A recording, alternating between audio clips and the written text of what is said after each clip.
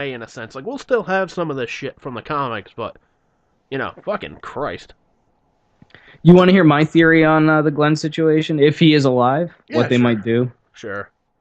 All right, so you know the character Negan, right, from the comics? I don't know if I read that far. I read the first two compendiums, but Well, he's the dude who ends up killing Glenn with his baseball bat with barbed wire on it, like Mick Foley style. Barbie. Exactly. It's pretty gruesome, actually, and like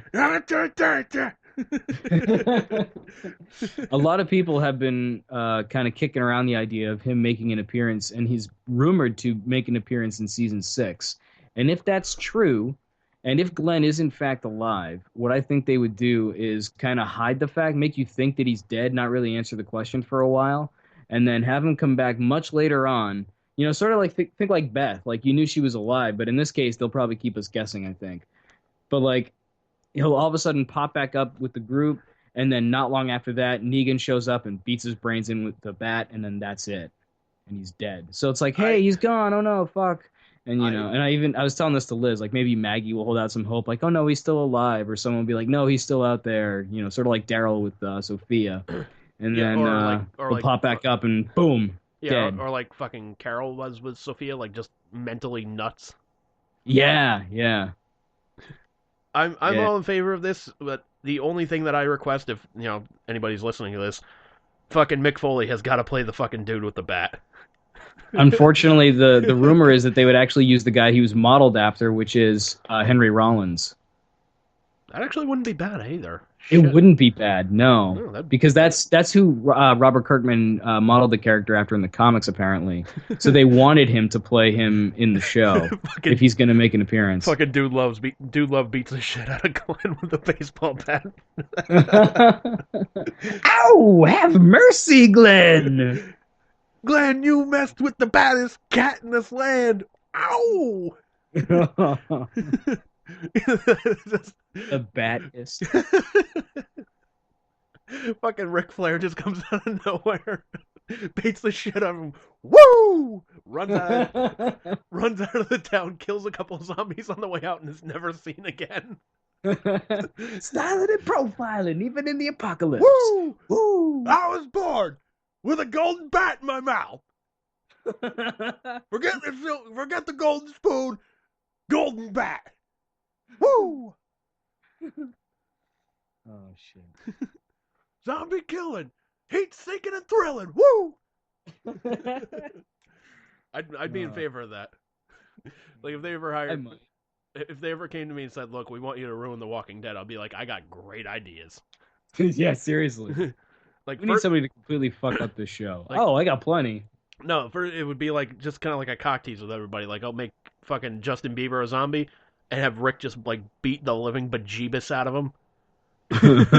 Like fucking curb stomp him, fucking like set him on fire and everything that we could think of to do with him just to make everybody happy. And then all of a sudden, Ric Flair just comes in as this Jesus figure. Claps his hands, zombies are gone, everything is back to normal.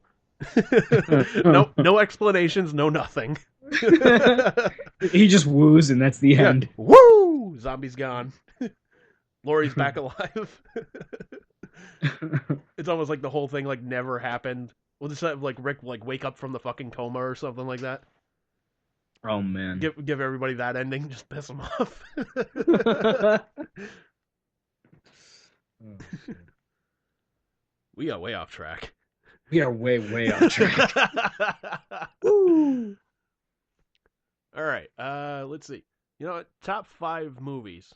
Like movies that you were just like, you know what? These are the greatest movies of all time to me. Hmm. Well, Big Lebowski's definitely in there. There we go. Let's see. That's one. Ooh, Inglorious Bastards. That's a great movie. Pulp Fiction, another Tarantino I know, but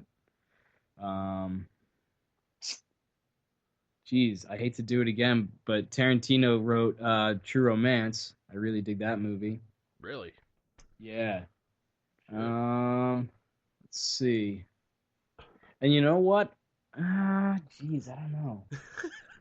This last spot is a hard one to fill.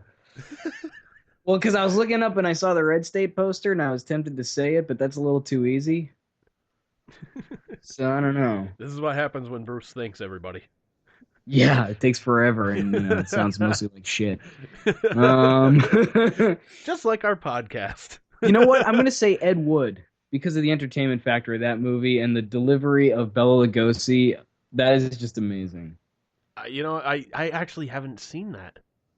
You haven't seen Ed Wood with the whole bullshit and all that? Never saw it. Oh my God. Never, ever I saw have, it. well, technically, okay, so this isn't really cool, but I actually stole my copy. So the story is I used to work at the Billerica Public Library. Fuck you! And I rented it and had the full intention of giving it back because I worked there at the time, and we didn't own it. So we belonged to a consortium. They brought it in from another library. It just happened to be the Burlington Library. Mm. And so I brought it home. I ended up quitting and just never fucking brought it back. Bullshit! So I still have it. So if you want to check it out, Yeah, I'd definitely you can borrow my black market copy. Black market copy. Fuck you! I mean, everybody owns a black market something. Yeah. Fuck you! Sorry, I just love those. That's what all that shit's from, is Ed Wood. Oh yeah, like my exposure to that was from Howard Stern though. Like they would play those clips because they're like, "Hey, we're on Sirius. We can actually do this now. Yay! Fuck you!" Oh, really? Yeah. Oh, it's fucking great. Oh, man. Yeah, you got. That movie is hilarious. Johnny Depp is, I mean, I'm not a big Johnny Depp fan, but he is really fantastic and funny in that movie. Definitely. I've seen like little clips of it. Like I saw the clip of Lugosi with the octopus and whatnot. Yes. That was fucking hilarious. And Like, you've seen the fan that's like, the Karloff thing. Yeah, the Karloff thing. I fucking loved that one. That's awesome. God damn it, it's cold. But just like Johnny Depp being like so out there and shit, like obviously before Jack Sparrow or whatever, but before he started ripping off Keith Richards and everything.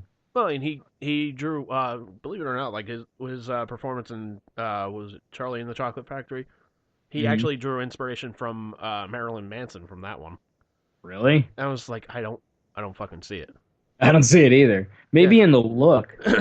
That's about it. Maybe, but I was just like, man, fucking, why don't I cast Johnny Depp in this? Like, we're going for like this kind of like evilish kind of character. You don't really know what he's gonna do.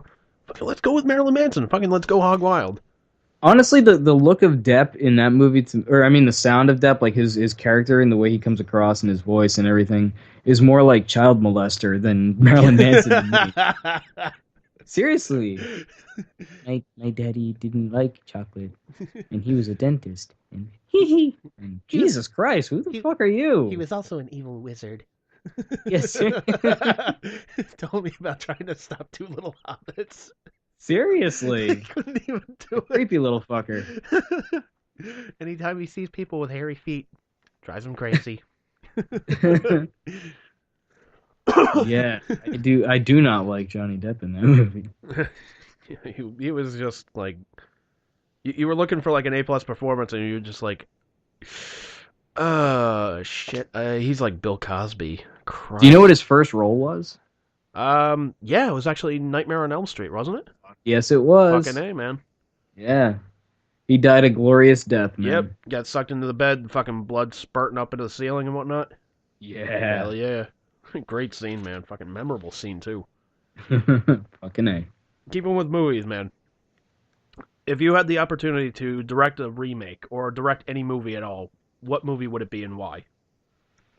Ooh, that's a good one. I would actually direct, remember that script I wrote, The Most Dangerous Game? Yes.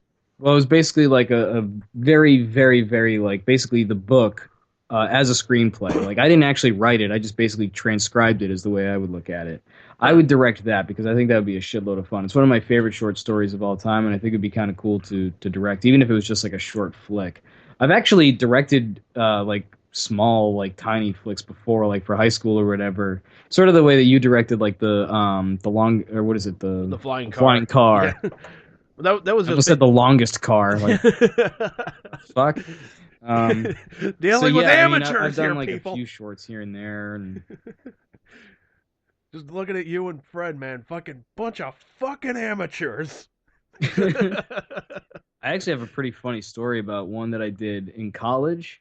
Yeah. Because I was on like vacation or some shit and was actually back home at my mom's place, and it was like that kid Dan. Do you remember Missy? Um, Do you remember her? She was like not an RA, but maybe she was. I think vaguely. I think if I But she was saw, like older than us by like a grade or two.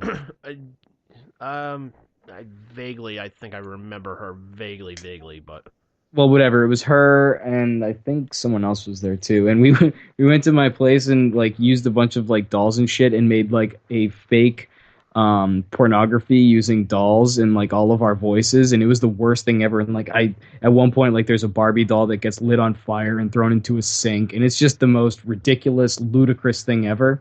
And at one point my mom found the tape and she was like, if you ever light my Barbies on fire again, I'm going to kill you.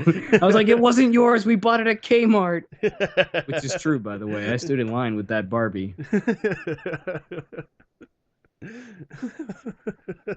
So yeah, that was definitely the most odd thing that I've ever done. Hey man, I've stood in The one I line. didn't. I'll come out and say it, man. I've stood in fucking line with like Red Sox and Patriots memorabilia. I felt the same damn way. The one I did in high school was a lot less weird. It was with me and a couple of my friends from high school, and we went to my place and we shot a like 10 or 15-minute movie about agoraphobia. You ever seen that movie Finding Forrester? No, never saw that. Okay, well, I didn't until like after high school, but there was apparently already a movie about agoraphobia. But like the subject was in it was like a psychology class, and we had to make a project about a psychological disease, and we picked agoraphobia. No, wait, agoraphobia is like the fear of clowns, right? If I remember right. Or No, is that- agoraphobia is the fear of going outside. Oh, So right, Finding right. Forrester is about like an author who just stays in his apartment now and never goes outside. Huh. So I wrote this little 10-minute script and basically used my friends, although the script was like thrown out the window, and we just I had them ad-lib it and shit. So it was probably better than what I wrote anyway. So, but that's what we did. We made a little movie. I don't think anyone else in class made a movie, but we were like, we made a movie, and everyone was like, wow, you made a movie. That's cool. Yeah, and everybody's thinking like, big budget fucking bullshit, and it's just like you and a couple friends with a video camera. Yeah. And my buddy Neil edited it together, and he was like a big Radiohead fan, so like everything in the movie was a Radiohead song and shit, and it was like, oh my god, dude. But it was pretty cool. Earlier this year you told me that I was going to be the best man at your wedding. Ooh, yeah, I did get married to Elizabeth. Yeah. Ooh, yeah, sweetheart. Ooh, yeah. I'm still wondering, like, what was like the determining factor? Oh, you crazy fucker. what made you sit down and just go, okay, I've got to pick Didn't a you best ask this 2 podcasts ago? I probably did, but here's how stupid I am. Like I don't like I'm still wondering, like, 'cause I think I vaguely remember you telling me like earlier this year, and I was just like, oh my god, all of his fucking friends are dead. I'm the only one left. But okay, so to answer the question, I've always been the kind of guy who's had, not a large circle of friends, but a close circle of friends. So I do have other people that I could have asked, certainly. But the reason I picked you is because I feel that I am probably closest with you in many ways. So that's why I picked you. All right, fair enough. And you're just like, because I mean, we used to live together. We have a lot of similarities in terms of like music and humor and whatever. Movies. All right, like, TV shows, although Archer I'm kind of iffy on, but I'll give you Trailer Park Boys. Yeah, Trailer Park Boys is fucking hilarious. I do like Trailer Park Fucking Boys. conky. We watched a few more episodes, but not many. Not as many as I... That's such a great fucking series. It really is.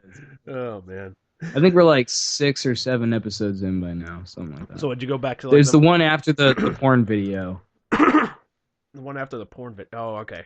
Okay, I think I know what you're talking about. Like Richie is gonna make a porn video and Bubbles is gonna be in it and shit. Fucking J-Rock. Yeah. Oh my god.